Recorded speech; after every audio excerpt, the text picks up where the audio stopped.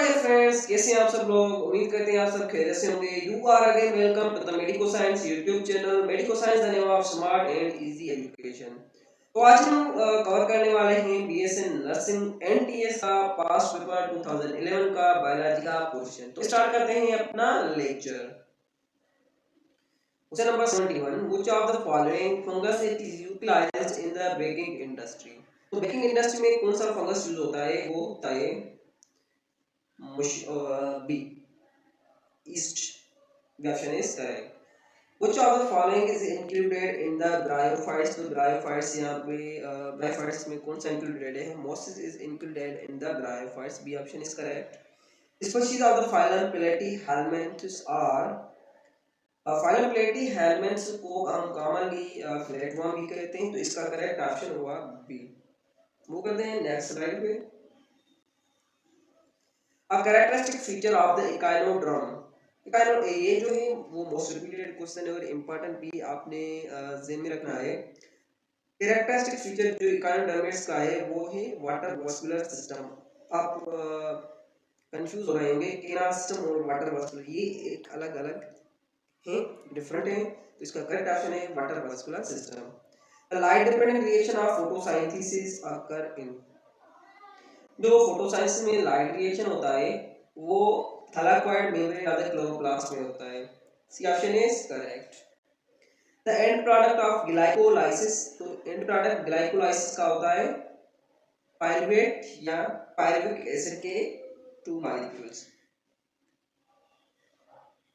77 question है, the massive accumulation of the blood within a tissue is called is। आपने commonly देखा होगा कि जब कोई बोन फ्रैक्चर होता है या हमें कोई इंजरी वगैरह होती है तो उसके अराउंड ब्लड क्लॉट हो जाता है, ब्लड जम जाता है।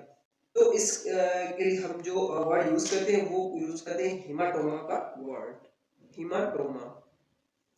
मार्फिजन tubules are involved in excretion in. Malpighian tubules एक स्ट्रक्चर्स हैं जो यूज होती हैं एक्सक्रिएशन के लिए। ये होती हैं कॉकरोच के अंदर, इंसेक्ट्स के अंदर। ये option is correct. Growth movement caused in response to gravitational stimulus is called। जो ग्रेविटेशनल स्टिमुलस की वजह से ग्रोथ हो तो उस ग्रोथ को हम कहते हैं जियोट्रॉपिज्म। जियो जो वर्ड वो अर्थ से रिलेटेड है और अर्थ में जो है ग्रेविटी होती है।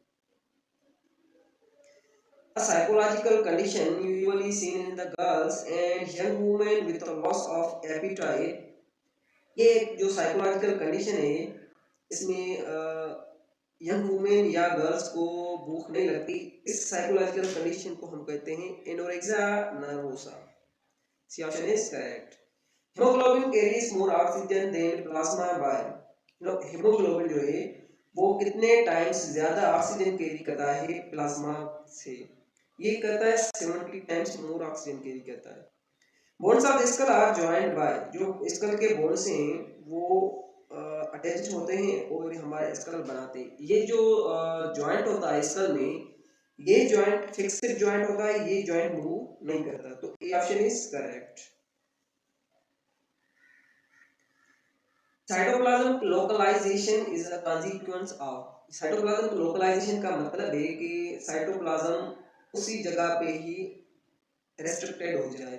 जैसे ये एक सेल है, इसका ये एक साइटोप्लाज्म है और जब ये साइटोप्लाज्म यहाँ पे ही रिस्ट्रिक्टेड हो जाएगा, इधर से इधर मूव नहीं करेगा, तो इसको कहते हैं साइटोप्लाज्म लोकलाइजेशन। और ये होता है क्लीवेज की वजह से। जब क्लीवेज होगा, डिवीजन होगा, तो यहाँ पे रेस्ट्रिक्शन वॉल आ जाएगी, तो ये जो है वो लोकलाइज हो जाएगा cytoplasm. Highly condensed portion of the chromatin are called as. एक होता है हाईली कंडेंस्ड, उसको हम कहते हैं यूक्रोमेटिन, और एक होता है हाईली कंडेंस्ड जिसको हम कहते हैं हेट्रोक्रोमेटिन। हेट्रोक्रोमेटिन जो होता है उसमें पार्टिकुलर जो जीन्स हैं जिनका फंक्शन है, जो जिनकी ट्रांसक्रिप्शन होनी है, वो प्रेजेंट नहीं होती, क्योंकि ये जो हेट्रोक्रोमेटिन होता है ये हाईली कंडेंस्ड भी होता है और उसके साथ साथ ये अनजिप नहीं होता। जैसे ये डीएनए की स्ट्रक्चर है जब इसकी ट्रांसक्रिप्शन होगी तो ये अनजिप हो जाएगा, जैसे ये है, ये टू थ्रेड्स अलग हो जाएंगे। तो हेट्रोक्रोमेटिन ये है वो हाईली क्रोमेटिन पोर्शन है, हाईली कंडेंस्ड है than the euchromatin. Heterochromatin more condensed होता है यूक्रोमेटिन के कंपेयर। और यूक्रोमेटिन में जो हमारा डीएनए होता है उसमें ऐसे जीन्स प्रेजेंट होते हैं जो फंक्शनल होते हैं, जिनकी ट्रांसक्रिप्शन होनी होती है और वो यूज होते हैं प्रोटीन सिंथेसिस में भी। A disease in which patient passes urine that rapidly turn black on exposure to air is called this. इसको कहते हैं अल्काप्टोन्यूरिया। अल्काप्टोन्यूरिया बी ऑप्शन इज करेक्ट। ये एक ऐसी डिजीज है जिसमें पेशेंट का यूरिन लिया जाता है और उसको एयर में रख दिया जाता है, तो कुछ टाइम के बाद ये ब्लैक हो जाता है urine. Diplotene is the sub stage of diplotene. ये जो स्टेज है वो है प्रोफेस 1 की सब स्टेज है।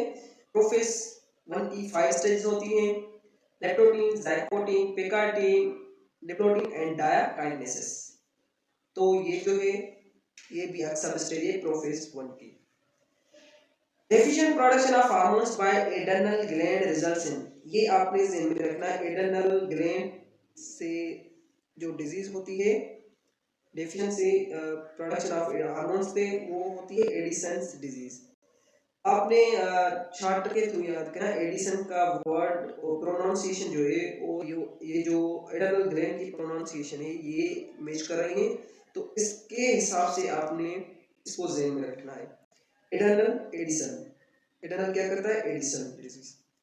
All of the following are sexually transmitted disease except syphilis, gonorrhoea, Alzheimer जो डिजीज है ये भूलने की एक बीमारी है, ये जो है ये सेक्सुअल ट्रांसमिटेड नहीं होती। The producers of pond ecosystem include, जो प्रोड्यूसर होते हैं पॉन्ड इकोसिस्टम के वो होते हैं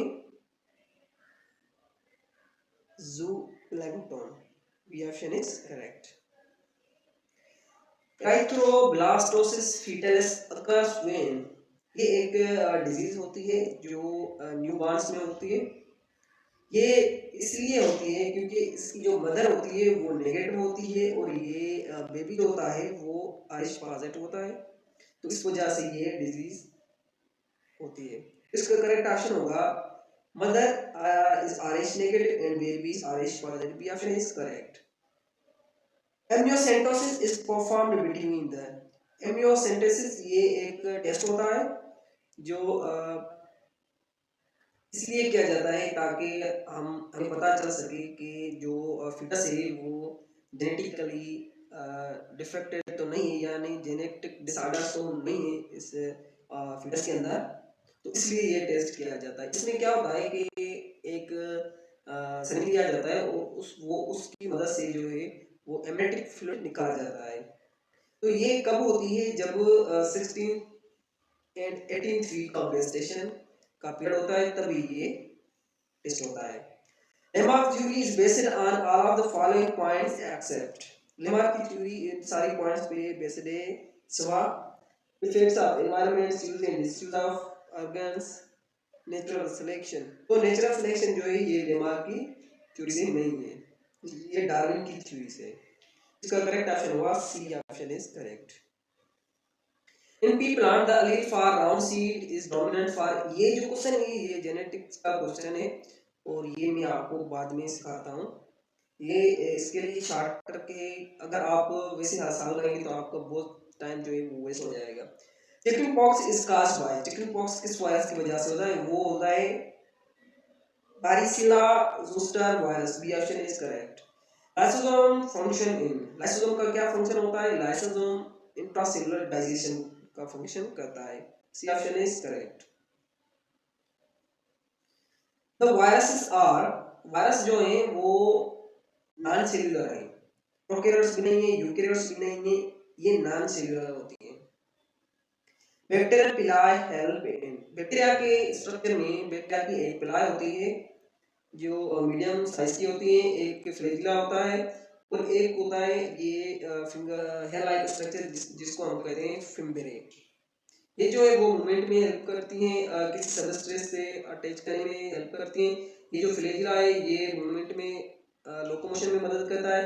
और ये जो प्लाई है ये मीडियम लेंथ का होता है। ये प्लाई हेल्प करता है कॉन्जुगेशन। कॉन्जुगेशन एक टाइप का सेक्सुअल रिप्रोडक्शन होता है बैक्टीरिया के अंदर।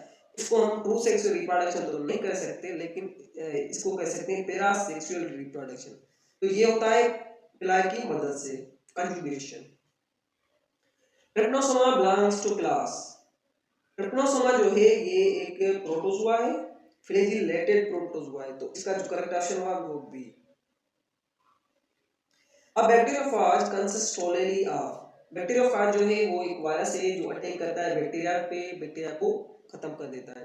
ये इसका जो जेनेटिक मटेरियल होता है बैक्टीरियोफाज का वो होता है सिंगल स्ट्रैंडेड डीएनए, और उसके साथ साथ इसका प्रोटीन कोट होता है और प्रोटीन स्ट्रक्चर्स होती हैं। तो इसका करेक्ट ऑप्शन है A, DNA and protein. Which are the following factors affect enzyme activity? तो टेम्परेचर भी एंजाइम एक्टिविटी पे अफेक्ट करता है, pH, concentration of substrate, radiation. तो इसका करेक्ट ऑप्शन है। क्वेश्चन कर लिए हैं, ये हमने क्वेश्चन रिमेंड किया था और इसको हम अब सॉल्व करेंगे।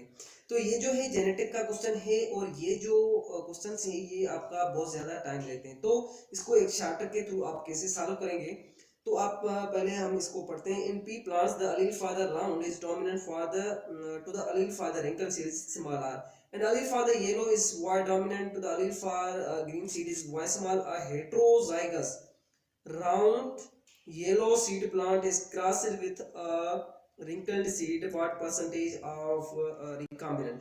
तो रिकॉम्बिनेंट आपको पता होगा कि रिकॉम्बिनेंट वो होता है जो किसी भी पेरेंट से रिजेंबल नहीं करता। तो इसको कैसे सॉल्व करना है आइए समझते हैं।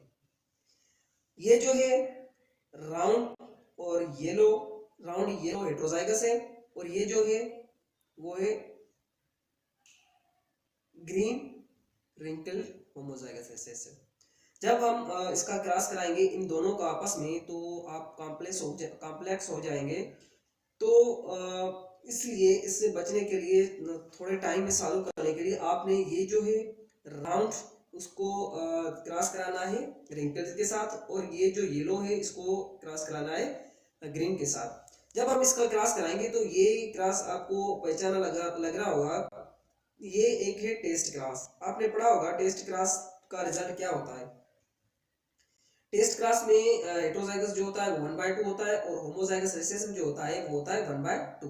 सेम वैसे आपने यहाँ से इनको क्रॉस कराना है। ये भी टेस्ट क्रॉस है, टेस्ट क्रॉस है। जब हम इसको क्रॉस कराएंगे तो येलो और ग्रीन 1/2 की रेशियो में आएंगे। इसका जो ये टेस्ट क्रॉस जो है इसका जीनोटाइप और फिनोटाइप रेशियो ऑलवेज सेम आता है। जब हम इनको क्रॉस कराएंगे उसके बाद ये जो है इसको इसके साथ क्रॉस कराएंगे। ये जो राउंड है हेटेरोजाइगस राउंड, इसको येलो और ग्रीन के साथ क्रॉस कराएंगे और मल्टीप्लाई करेंगे।